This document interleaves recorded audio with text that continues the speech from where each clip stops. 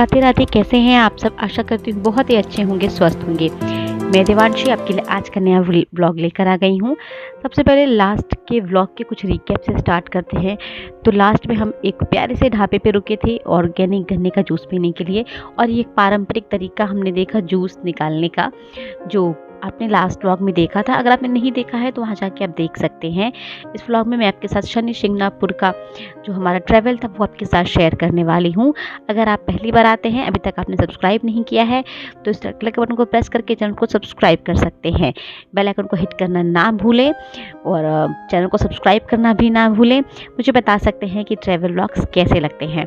तो जूस पीने के बाद आगे का सफ़र हमने शुरू कर दिया है। जैसे कि आप देख रहे हैं, ये रास्ते का कुछ व्यू था जो मैंने रिकॉर्ड किया था, तो वो आपके साथ शेयर कर रही हूँ।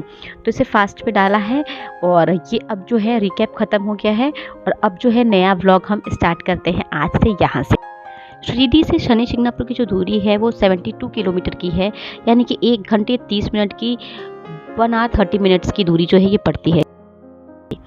तो अब हम पहुँच गए हैं शनि शिंगणापुर, और ये शनि शिंगणापुर का एरिया है, और अभी कंस्ट्रक्शंस के कुछ काम जो हैं वो भी चल रहे हैं। साथ ही साथ आपको बहुत दुकानें वगैरह भी दिख जाएंगी, मार्केट भी छोटे दिख जाएगी, जैसे कि हर मंदिर परिसर के पास में होती ही हैं। और अभी काफ़ी कंस्ट्रक्शन हो भी रहा है और बहुत कंस्ट्रक्शन जो हैं हो भी चुके हैं। तो व्यवस्था यहाँ पे अच्छी थी, और यहाँ के मंदिर के आसपास का काफ़ी अच्छा एरिया मिल जाएगा।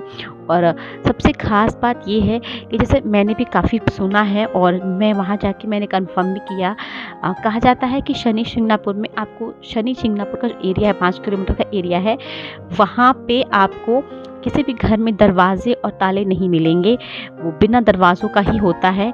तो शनि शिंगणापुर जो शनि देव का मंदिर है उसके पास का जो हमारा जो मार्केट है, वहाँ जब हम गए तो लिटरली मैंने देखा कि वहाँ पे कोई दरवाज़ा नहीं था। वहाँ पे बिना दरवाजे की सारी दुकानें, कोई शटर नहीं था किसी तरफ, किसी भी दुकानों पे था।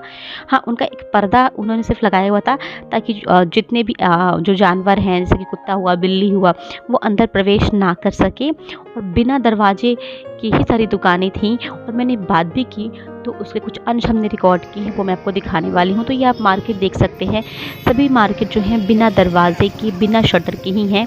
यहाँ पे हमने अपनी गाड़ी पार्क कर दी है, और सबसे पहले हम दुकान पे गए, हमने प्रसाद लिया, और वो कुछ बातें जो उन्होंने बताई वो आप सुनिए। क्या करिए, अपना जो शारीरिक पीड़ा प्रॉब्लम है अपन खुद ही उतारते, इसके लिए कोई पंडित होते नहीं। मेन गेट से एंट्री करोगे, पहला आपको त्रिशूल मिलेगा, ये पत्तों की माला, काला कपड़ा। आपके हाथ से अपना नाम बोल के त्रिशूल होता है, त्रिशूल को ऊपर चढ़ाइए। नारियल है नीचे अपने बदन से लगा के नारियल छोड़ दो। आज शनिवार का दिन है, नारियल तोड़िएगा नहीं। ठीक। अगरबत्ती हवन चालू रहेगा, हवन में अगरबत्ती डालो। तेल और लोहा जो लेंगे, छोटा लो मोटा लो आपकी इच्छा से।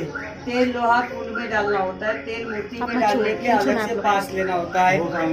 तेल की दुकान से तेल या छोटा लो मोटा लो आपकी इच्छा से।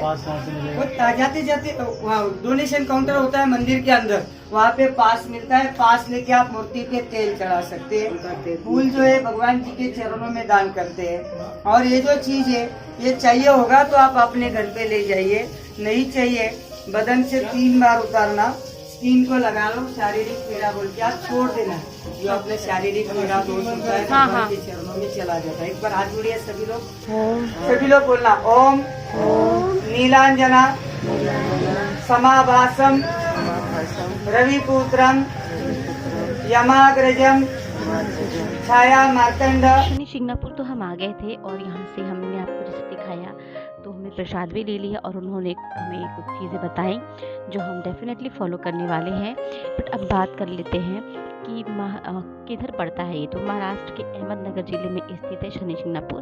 जैसा कि मैंने आपको बताया कि शिरडी से इसकी दूरी जो है 72 किलोमीटर की है, 1.5 घंटे लगते हैं। हम आराम से आए तो 2 घंटे आप मान के चलो, और हमारे ड्राइवर ने भी हमें यही कहा था।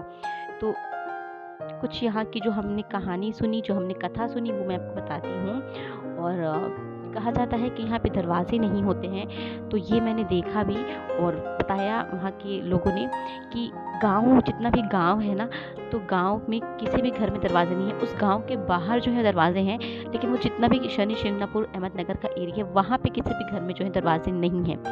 कहा जाता है कि वहाँ पे चोरी नहीं होती है, और जो चोरी करता है वो उस गाँव के क्षेत्र से बाहर नहीं जा पाता और फिर जो शनिदेव जो दंड देते हैं वो उसे देखना ही पड़ता है। अब कथा इस प्रकार की है कि एक बार इस गाँव में काफ़ी बाढ़ आ गई और पानी इतना बढ़ गया था कि सब डूबने लगे। लोगों का कहना है यहाँ पे कि जब भयंकर बाढ़ के दौरान कोई दैवी शक्ति पानी में बह रही थी, तब पानी का स्तर का कुछ कम हुआ तो एक व्यक्ति ने पेड़ की झाड़ पर से एक बड़ा पत्थर देखा। ऐसा अजीबोगरीब पत्थर उसने पहले कभी नहीं देखा था। तो उसने क्या किया कि उस पत्थर को नीचे उतारा और उसे तोड़ने के लिए जैसे कोई नुकीली वस्तु उस पे मारी, तो उस पत्थर में से खून निकलने लगा। ये देखकर वहाँ से वो भाग गया और गांव वापस आकर जब उसने सब कुछ वहाँ पे बताया तो सभी लोग दोबारा उस स्थान पर पहुँचे और वो पत्थर रखा हुआ था। सभी उसे देखकर काफ़ी आश्चर्य में थे, लेकिन किसी को समझ नहीं आ रहा था कि ये क्या है, किस तरीके का चमत्कारी पत्थर है। लास्ट उन गांव लौटकर जब वापस लौटकर आए तो अगले दिन फिर आने का फैसला किया और वापस वो चले गए। उसी रात गांव के एक शख्स के सपने में भगवान शनिदेव आए और उन्होंने बताया कि मैं शनिदेव हूँ, जो पत्थर तुम्हें मिला है वो मेरा ही प्रतीक है, तो उसे गांव में लाओ और वहाँ उसे स्थापित करो। अगली सुबह होते ही उस शख्स ने गांव वालों को सारी बातें बता दी। उसके बाद पत्थर को उठाने के लिए उसी जगह पर गए। बहुत से लोगों ने प्रयास किया, लेकिन फिर भी वह पत्थर जो है अपनी जगह से 1 इंच भी नहीं हिला। काफ़ी लोगों के प्रयास करने के बाद और काफ़ी देर होने के बाद, कुछ देर तक कोशिश करने के बाद गाँव वालों ने यह विचार बनाया कि अब वापस चलते हैं और कल पत्थर को उठाने का एक नए तरीके के साथ अब हम आएंगे। उस रात फिर से शनि देव उस स्थान पर उस शख्स के सपने में आए और उसे बताया कि वह पत्थर कैसे उठाया जा सकता है। उन्होंने बताया कि मैं उस स्थान से तभी हिलूंगा जब मुझे उठाने वाले लोग सगे मामा और भांजे के रिश्ते में होंगे। तभी से मान्यता है कि उस मंदिर में यदि कोई मामा भांजा दर्शन करने आए तो अधिक फायदा होता है। उसके बाद पत्थर को उठाकर एक बड़े से मैदान में सूर्य की रोशनी के तले स्थापित किया गया। आज शनि शिंगणापुर के इस मंदिर में आप अगर प्रवेश करते हैं तो आपको एक खुला मैदान दिखेगा, जैसे कि अभी मैं आपको दिखा रही हूँ। तो मैं ये बैक कैमरे से आपको दिखा रही हूँ क्योंकि फ्रंट पे आगे से मंदिर में भीड़ भी थी और जो फ़ोटो था वीडियोग्राफी करनी थी वो मना था। तो मंदिर की जो मर्यादा है उसे बनाए रखना ज़रूरी होता है, तो हमने भी वही कायम रखा और नहीं किया कुछ भी रिकॉर्ड। तो पीछे से है जो रिकॉर्डिंग मैंने की है।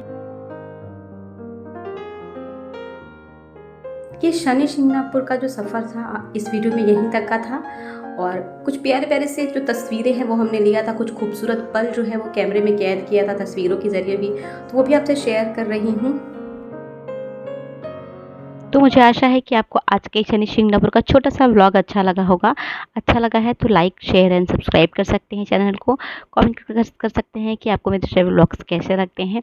नेक्स्ट व्लॉग में आपको नए सफ़र पे ले चलूँगी और चलेंगे नासिक और बीच में बहुत ही प्यारा माता रानी का मंदिर है, उसके भी जो बहुत ही प्यारा मंदिर था। तो अगला व्लॉग जल्दी ही लेकर आऊँगी। मिलती हूँ आपसे अपने अगले व्लॉग में। Radhe Radhe. Thank you for watching.